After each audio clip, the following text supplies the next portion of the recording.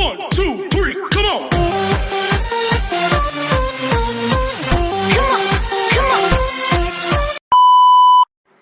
Hello beautiful people! Welcome back to my channel. This is your Mama Sam. Hola mga amigo, amiga, kumare at kumpare. Kamusta kayong lahat? Sana lahat po kayo ay okay at safe ngayong araw na ito. At syempre, kung ako naman ang tatanungin nyo, nakikita naman ninyo ang beauty ng Mama Sam ninyo. Fresh overload pa rin, di ba? Ganyan talaga kapag umiinom ka ng maraming vitamin C plus kumakain ka ng maraming banana. Dahil sa banana, mas nakakaloka ang ganda ng Mama Sam ninyo. Charot! So, kamusta naman kayong lahat? Sana lahat po kayo ay okay na okay ngayong araw ng Tuesday. So, happy Tuesday sa atin lahat ng bonggang-bongga. At hindi lang yan, syempre gusto ko rin magpasalamat sa walang sawang tumatangkilik dito sa Mama Sam Vlog. Araw-araw, lagi-lagi. Maraming salamat po sa pagmamahal at suporta na binibigay ninyo. At hindi lang yan, syempre sa lahat naman ng makasolid na Mama Sam dyan na laging tumututok dito araw-araw. Maraming salamat guys sa inyong lahat. Kaya naman, ngayong araw na to, marami akong hatid na chika sa inyo na talaga naman, oh my gosh, magtataas ang kilay ninyo ng bonggang-bongga sa mga pag-uusapan natin ngayon. Kaya guys, huwag na natin patagalin ang ating mga chika. Para sa una nating chika, Miss Universe Thailand magsisimula na bukas. Yes, bukas na nga magsisimula ang Miss Universe Thailand at ayan na nga, lahat tayo ay excited na dahil syempre sa pasabog na mangyayari ng mga kandidatang lumalahok ngayon dito sa Miss Universe Thailand. Ang sabing ganon, makakuha kaya sila ng matinding kandidata na makakatungtong sa top 5 ng Miss Universe. To be honest, hindi ko pa alam. Maraming mga magagandang candidates na nakikita ko, pero syempre hindi naman natin alam yung kalibre nila, kung paano ba sila gumalaw pagdating sa entablado. So malalaman natin yan kapag nagsimula na ang Miss Universe Thailand. So magsisimula nga bukas na ang kanilang eksena at paandar. So bukas passing ceremony at saka ayun nga, arriving ng mga candidates na magsisimula daw ng 9 a.m. na matatapos ng alas 6 ng gabi. O, di ba? So, syempre, excited tayo para sa mga candidates na lumalahok ngayon dito sa Miss Universe Thailand, and then malaman natin kung sino nga ba ang kandidata na magpapasabog ng bonggang-bongga. So, I'm so excited for them. Miski pa paano naman. May invitation ako sa kanila, kaya lang hindi ko alam kung paano ako pupunta sa eksena nila. So, gustuin ko man, pero hindi pwede. Tapos doon naman sa sa media naman nila, hindi rin pwede kasi magkakaroon naman ng Mr. International. Nakakaloka. Pero syempre, support pa rin tayo sa Miss Universe Thailand and wish all the best. So tingin ko, meron silang makikita dyan, 77 ang candidates. Mali mo na mo makadiscover sila ng isang kandidata na, alam mo yun, tatalo sa mga magiging candidates sa Miss Universe. So, malay natin, di ba? Hindi natin alam. Don't underestimate yung kakayahan nila. Kasi, kaya nilang mag-penetrate ng top 5. O, di ba? At subok na natin yan. Ay, nako, good luck. At para naman sa sumunod na chika, eto nga, ano daw masasabi ko sa magiging pambato ng Miss Universe Dominican Republic ngayon 2026, mo Mama Sam, isa kaya siya sa malakas na candidates. To be honest, yes. Nakikita ko na malakas ang pambato ngayon ng Dominican Republic sa darating na Miss Universe dahil may ganda siya, may height, pero syempre hindi natin alam kung ano magiging eksena niya. Maganda yung pambato nila at parang feeling ko isa to sa mga pwedeng mag-penetrate ng bonggang-bongga sa top 10. Or pwede din makatungtong ng top 5. Depende sa magiging laro niya sa Miss Universe. But for now, nakikita ko yung beauty talaga namang pak. Di ba? So, winner yung beauty niya. Kamukha niya yung yung dating naging Miss Intercontinental Queen from Thailand. So, may hawigan siya doon. Pero syempre, since na Latina yung beauty niya, mas maganda siya. So tignan natin kung ano yung magiging laro niya sa Miss Universe. At parang feeling ko naman ay aatake daw ng bonggang-bongga. Dominican Republic. Matagal-tagal na rin din na nanalo ang Dominican Republic sa Miss Universe. And then tignan natin kung siya na nga ba ang makakapag-uwi ng corona ngayong taon na to. Diba? So job well done for Dominican Republic kasi meron silang pambato ng maganda-ganda ng mukha. And then, para naman sa sumunod natin, chika, Miss Universe Thailand na si Vina Singh. May papantay kaya sa kanya sa mga magiging kandidata dito sa Miss Universe Thailand? To be honest, parang feeling ko wala. So, parang feeling ko mahirapan sila ngayon na maka-top 5 or masundan yung first runner-up ni Vina. So, hindi ko alam, pero yun yung nararamdaman ko. So, ngayong taon na to, parang maliligwak sila sa top 5. Kahit sino pang manalo dyan sa mga candidates na yan. Kasi hindi naman ganun di ba? Kaingay, kaganda, kasing galing ni Vina. Galing talaga. Magaling kasi si Vina. Siguro dahil sa experience niya. Matagal-tagal na rin naman lumalaban si Vina at kabugera talaga. So, yun din nila siya sa Miss Universe. Ayun, pinush nilang maging first runner-up. Pero alam niyo, sa totoo lang, destiny din talaga ni Vina na yung yung makarating sa Miss Universe nung nakaraan taon. And then sa ngayon, hindi ko alam kung yung mga candidates ay kayang pantayan yung nagawa ni Vina nung nakaraan taon sa Miss Universe. So, depende sa mapipili nila at depende sa magiging atake na magiging kandidata nila sa Miss Universe. So, abangan na lang natin yan. But parang feeling ko, hindi nila mapapantayan yung galing ni Vina. At para naman sa sumunod natin, chika, ito nga, Mr. Pilipinas Worldwide 2026 Supranational, bumalik na sa Pilipinas. Yes, nakabalik na nga itong si Felipe Marisigan. At ayun na, masaya naman si Felipe kahit naka-top 20 sa Mr. Supranational. Ito yung yung parang masasabi mo natalo. Kasi kaya ako nasasabing natalo kasi ang taas ng expectation sa kanya. So ang akala natin siya yung makakapag-uwi ng first title ng Mr. Supranational from the Philippines. Pero nabigo. But kahit nabigo si Felipe, tagumpay pa rin naman ng Pilipinas kasi una naka-top 20 siya, tapos si tawag dito, Katrina Ligado nag-title. So parang feeling ko panalo pa din ang Pilipinas talaga. Kahit anong mangyari, kahit pa sabihin natin na hindi natin nakuha yung titulo, panalo pa rin ang Pilipinas. Magaling pa rin yung Team Philippines. Lalo na yung pinakita ni Felipe na alam mo yon sa mga challenge ay talagang lumaban naman si Felipe. So I'm so proud for Felipe kasi naging maingay yung pangalan niya during competition at isa siya sa mga nakikita nga natin na pwedeng manalo. So, hindi lang sinuwerte talaga. Ito yung sinatawag na kahit anong galing mo, pag hindi dumapo sa iyo yung swerte, wala kang mga gagawa. Kasi parang feeling ko, nung time ng coronation, nawala yung kinang, nawala yung swerte. Yung swerte napunta kay Katrina Ligado. At si Katrina Ligado ang nakapag-penetrate ng bonggang-bongga hanggang sa dulo ng competition. Di ba? But, congratulations pa din syempre kay Felipe Marisigan and job well done. So yun. So happy ako for Felipe. Malay mo, sa next time, sumali naman siya Mr. Philippines World.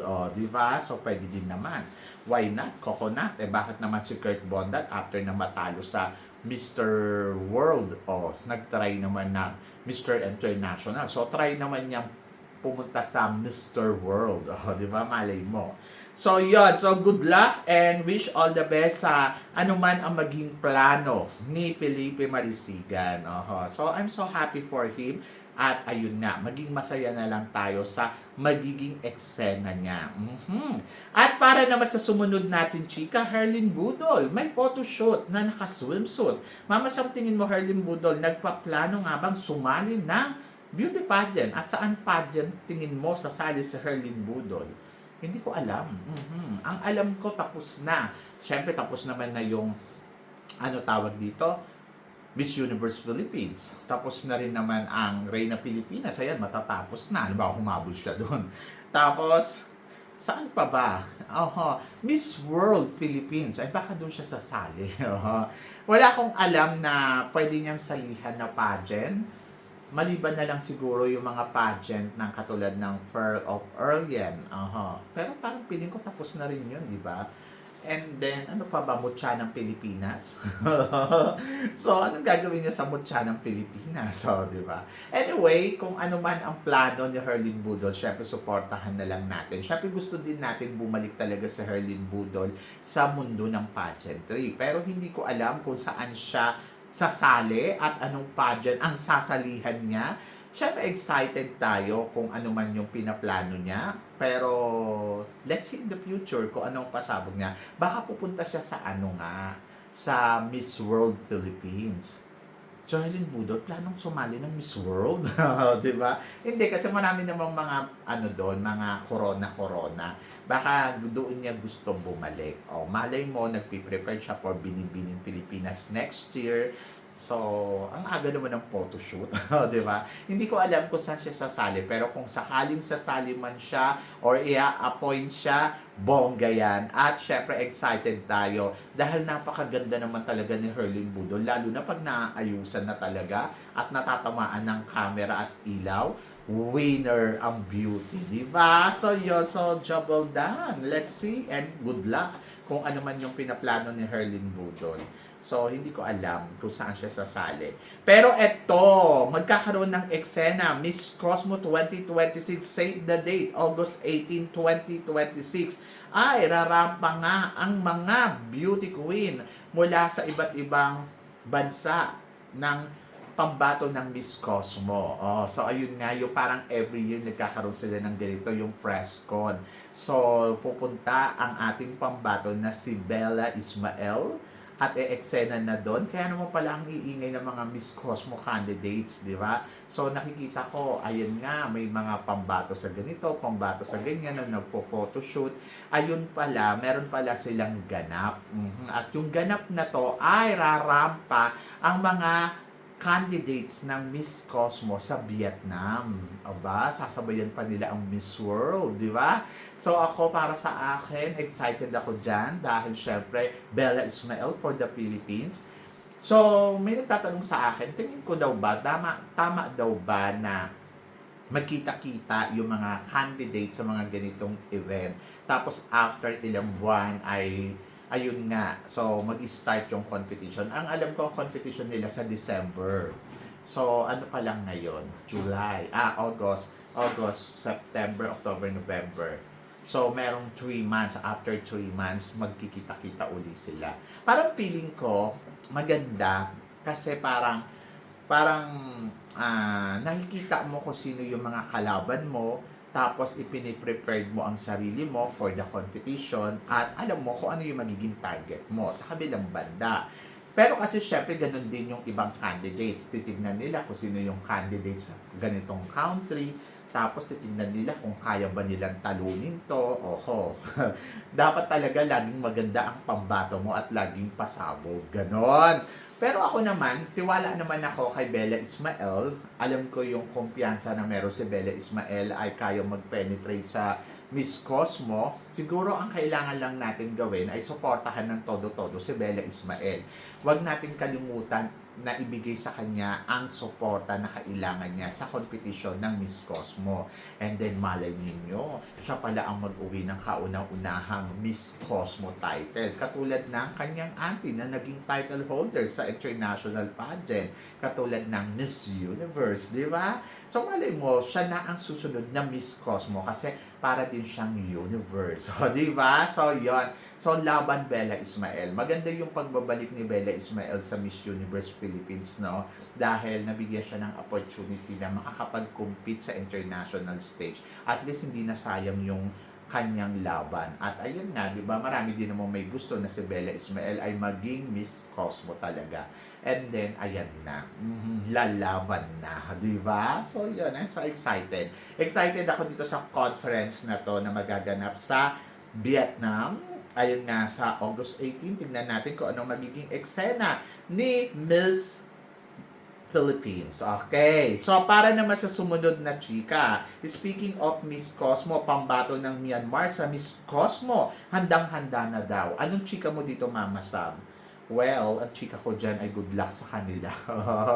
Good luck sa kanila. Yes, hinahanda siya ng todo-todo. Obviously naman, di ba? So, nagkaroon pa siya ng training sa Pilipinas. Tapos, ayun. So, may marami siyang paandar ngayon sa social media. So, talagang yung target nila ay to win, to crown. Pero hindi ko alam. Pero kasi hindi mo pwedeng i-underestimate yung kakayahan ng babaeng to. Kasi ayun nga, yung kanyang national director, todo-todo support. Malay mo naman, di ba? Magkaroon ng mekos-mekos, charot. Hindi. Huwag tayo mag-isip ng ganun sa kanila. So, nakikita naman natin na naghahanda naman talaga sila para sa laban nila sa Miss Cosmo. At ihayaan natin sila na pumalo ng bonggang-bongga, di ba? So, let's see kung ano yung ipapakita niya. But, sabi ko nga, nung nakaraang taon Diyos ko, kinabog pa ang Atiso manalo ng pambato nila, ay nakarating sa top 5, di ba? Samantalang tayo, ang ganda-ganda ni Atiso manalo, ginawa lang top 10 sa Miss Cosmo. Tapos sila, hindi naman kagandahan yung candidates nila, ginawang top 5, di ba? Pero buti na lang lumaban uli si Atisa at nakarating ng top 5 sa Miss Universe. Kaya nga yun yung sinasabi ko na hindi ako magugulat kung bigla tong mananalo ng Miss Cosmo. Dahil alam mo, yung paandar niya ay todo-todo. O kaya baka gawing first runner-up. Ayan na. So kung hindi yan first runner-up title yan, no? Ako tingin ko yun ang mangyayari. So abangan. So yon. And good luck syempre sa kanya. Nako, baka umiyak yan pag natalo. At para naman sa sumunod na chika, back to back for the Philippines para sa Miss Supranational, Mama Sam. Tingin mo, kakayanin kaya ni Allison? To be honest, maganda naman si Allison. At walang pagdududa sa beauty na meron siya. Pero syempre, hindi lang naman tong ganda. Kailangan mo din i-prepare yung sarili mo. Yung i-prepare ba na kung paano mo kukunin ang back-to-back. Malaking hamon to. So, kung akong tatanungin ninyo, huwag kayo masyadong umasa for the back-to-back. Kasi parang feeling ko, yung mga back-to-back win na yan, ayan yung mga mahihigpit yung challenge sa kanila. Kasi parang una, gugustuhin ba ng organization na magba-back-to-back sila? O, di ba? Yun yun. Pagkatapos, kakayanin ba ng destiny? Or yung, alam mo yun, yung tinatawag na luck. So, kakayanin ba yung gano'n? Kasi di ba parang dun nga nagkakatalo-talo. Tapos, depende pa sa makakalaban niya. Ayun. Saka, depende din sa ipapakita ni Allison. So, ang the best na gawin ni Allison for now, ay wag isipin yung back-to-back. Isipin niya kung paano siya magiging best version ng pambato ng Pilipinas sa supranational. So, kailangan niya i-prepare yung sarili niya. Hindi to the point na parang ikumpara kung ano ang ginawa ni Kat, yun din yung gagawin niya. Walang ganon. Dapat yung the best version na Allison ang makita ng organization sa kanya, and then malay mo, di ba? Manalo siya ng Miss Supranational. So, kailangan ihanda niya yung sarili niya bilang best version na Allison. Yan. So, yung pasarela, yung communication skills, yung mga damitan, yung mga ganon. So, mahaba ang preparasyon na gagawin nila. May 1 taon pa na mahigit. So, i-prepared lang nila yung sarili nila. Huwag ma-excite at huwag magmadali. So, for now, i-enjoy niya ang pagiging Miss Supranational Philippines niya, and then at the same time, puunan niya ng pansin yung mga bagay na may kulang sa kanya. At yun ay yung pasarela, communication skills, para pagdating sa laban niya, ready siya. At meron siyang maipapakitang best version na Allison sa atin lahat. And good luck, wish all the best, di ba? Ako wala akong ine-expect kasi depende nga kung paano niya mapapa-impress yung organization. So, wala akong ine-expect, kundi laban lang. So, tiwala sa gagawin na proseso ni Allison, and let's see kung siya nga ba ang makakapag-uwi ng back-to-back win for the Philippines. So, di ba? So, yan. So, laban yan. At para naman sa sumunod natin, chika, Asia Rose Simpson, nagsalita na. Yon ang inaabangan ko. Sa interview ni Asia Rose Simpson, tinanong siya kung siya na nga ba ang susunod na Miss World. Ang sabi niya ay hindi daw niya masasagot kasi it's all about destiny. At sinagot din ni Allison na depende yan sa magiging desisyon ng God or ng Diyos sa kanya na magiging laban. Pero kung tatanungin mo kung well-prepared ba siya para sa lahat ng challenge na gagawin sa Miss World, ay prepared daw siya. So, sa lahat daw ng aspeto, lahat daw ng ipapakita or ng category na magiging laban sa Miss World, ay ipiniprepare niya daw ang sarili niya ng bonggang-bongga. Pero yung magiging desisyon ng hurado or magiging desisyon ng Miss World Organization para gawin siyang Miss World ay hindi niya na daw hawak yun. Hawak na daw yun ang desisyon ng organization. At kung ano man daw yung magiging result, ay abangan na lang daw. O kung ano daw yung outcome na tinatawag, di ba? Yun na lang daw yung abangan. Basta siguro suporta at magtiwala para kay Allison. So tingin ko naman kakayanin yan ni Allison and then magtiwala lang tayo sa kanya ng bonggang-bongga kasi matalino naman si Allison at parang feeling ko nag-prepare naman siya. But for me, back to back, kung may swerte, mananalo. Di ba? So yun. So kakayanin yan ni Allison, magtiwala tayo. Malakas si Allison at matalinong bata. So, she know how to prepare herself para sa magiging laban niya sa Miss World na magsisimula na nga next week. So, abangan natin yan. So, yon. So, kayo guys, ano guys ang masasabi ninyo dito sa mga pinag-uusapan natin ngayon? I-comment below mo yan para at least malaman ko naman kung ano naman ang chika mo dito sa mga tinatalakay natin. Syempre maraming salamat po sa inyong lahat sa love and support na binibigay ninyo syempre dito sa channel ko at sa mga hindi pa nakaka-follow at nakaka-subscribe. Baka naman, please don't forget to click like and subscribe my channel. At i-click nyo na rin po ang notification bell to more updated syempre sa aking mga chika. Sabi ng ganon, always keep smiling and laban lang. So guys, hanggang dito na lang. Hanggang sa muli nating chikahan. See you tomorrow. Thank you guys.